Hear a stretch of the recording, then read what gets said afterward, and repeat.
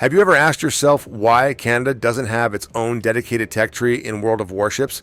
I mean, we're talking about a country that ended World War II with the third largest navy in the world.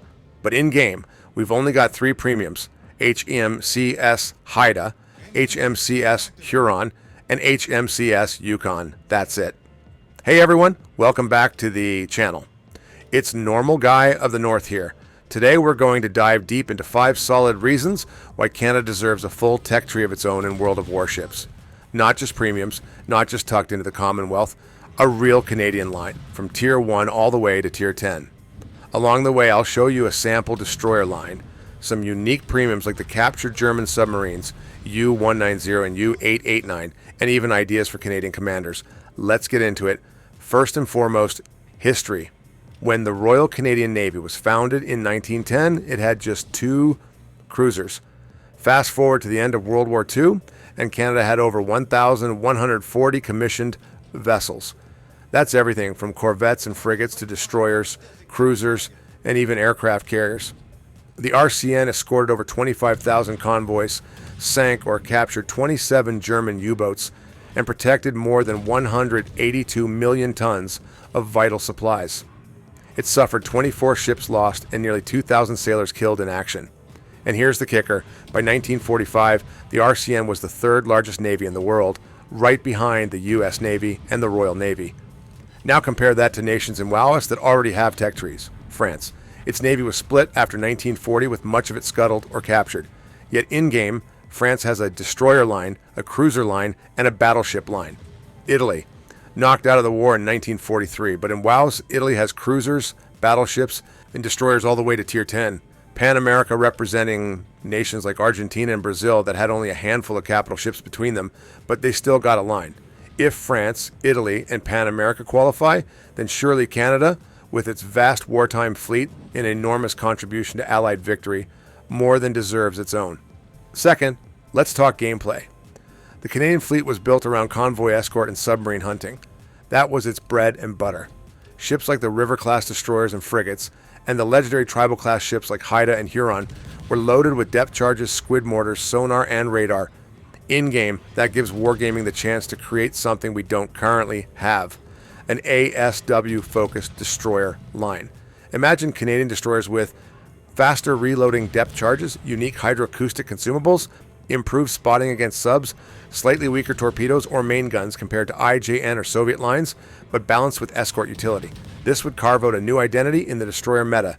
Instead of just gunboats or torp boats, you'd have the escort destroyer, the protector, the hunter-killer, the team player. And with submarines now a permanent part of the game, that identity fits World of Warships like a glove.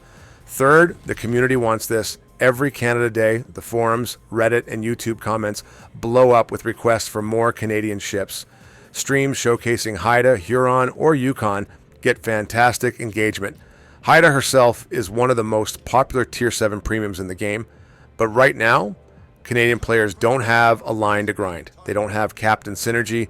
They don't have their navy represented the way it deserves. Meanwhile, Pan-Asia, Pan-Europe, and Pan-America all got their own content, even though those nations combined often had far fewer ships than Canada did alone. A dedicated Canadian line wouldn't just be a history lesson, it would be a point of pride for Canadian players and a fresh option for North American players who want something besides the US Navy. Fourth, let's look at the business side. Every time Wargaming adds a new nation, sales spike. Think about the Italian cruisers. Think about the French battleships. Even Pan-Europe brought in collectors who wanted something different. Canada has huge premium potential. HMCS Ontario with their Crown Colony class light cruiser, HMCS Quebec, another Crown Colony class light cruiser, and is Uganda in the game today. HMCS Magnificent, the majestic class carrier that served post-war. U-190 and U-889 captured German U-boats reflagged under Canada. How cool would it be to play those as Canadian premiums? Alternate versions of Haida or Huron with different refits or consumables. Pair those with a Canada Day event, themed camos, and maybe even an RCN convoy escort campaign, and you've got a recipe for big engagement and strong revenue. Finally, Canada fills a gap in the tech tree. Most nations in World of Warships are designed around offense: German brawlers, Soviet long-range gunboats, Japanese stealth torp boats. What's missing is a nation designed around escort and support play. That's Canada's specialty. The RCN existed to protect others, to guard convoys, to hunt subs, to provide cover. In-game, that could translate into longer-lasting smoke screens to shield allies, Hydra consumables with extra range, stronger depth charges. Just as the Dutch got Airstrikes and Pan-Europe introduced hybrid destroyers, Canada could pioneer the escort destroyer archetype. It would be historically accurate and bring much-needed variety to the game. So how would a Canadian line look in practice? Here's one proposal. Tier I HMCS Niobe, a cruiser, Canada's first commissioned ship, perfect as a starter. Tier II HMCS Patriot, an XRN Thornycroft destroyer from World War I. Tier III HMCS Champlain, a V-class destroyer transferred from Britain. Tier IV HMCS Skeena, a river-class destroyer, early Canadian workhorse. Tier V HMCS Saguenay, another river class with improved armament, 4.7-inch guns, early ASW role. Tier 6 HMCS Restigouche, a river-class frigate emphasizing sonar and depth charges.